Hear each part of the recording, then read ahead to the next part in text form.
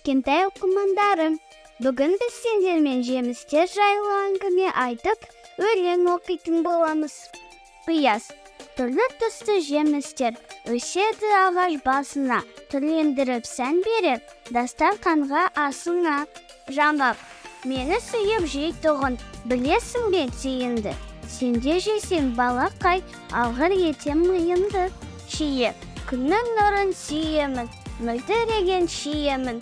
Баққа келсе балақай, жемісімді үйемін.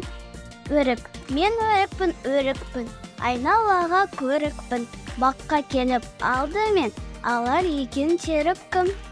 Ал балалар, осы жемістермен бірге салат жасайық.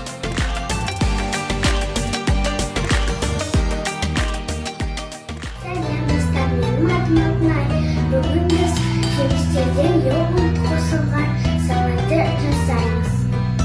Ол үшін бізге керек мандарин, киви, алма, алмұрт, банан және йогурт.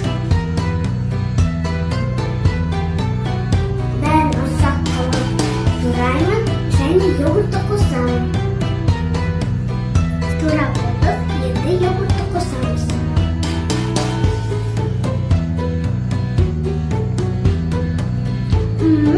Астарыңыз дәмді болсын, рахмет.